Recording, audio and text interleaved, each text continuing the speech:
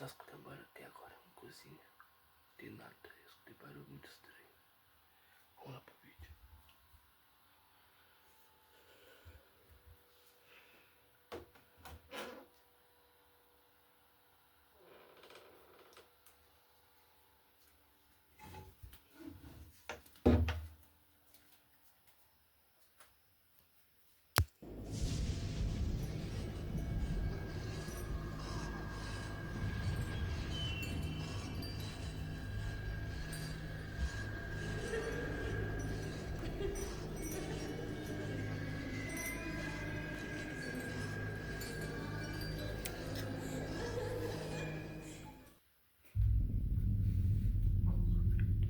Tá escutando barulho?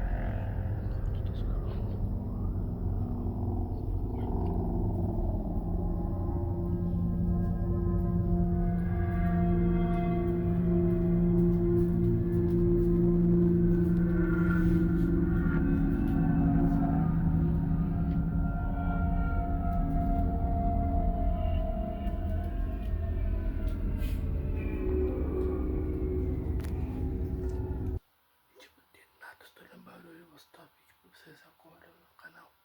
Se não conseguir postar hoje, eu já postar amanhã pra vocês o que aconteceu ontem, essa semana que eu tava gravando. Fico com o vídeo editor e tudo que aconteceu aqui no canal. Escutei barulho.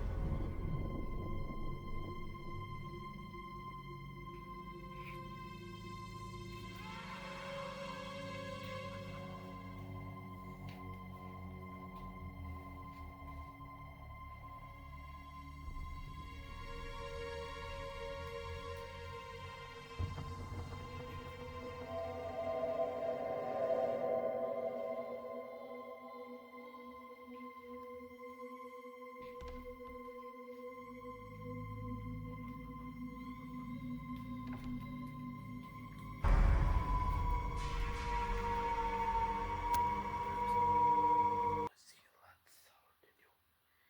Amanhã eu explico pra vocês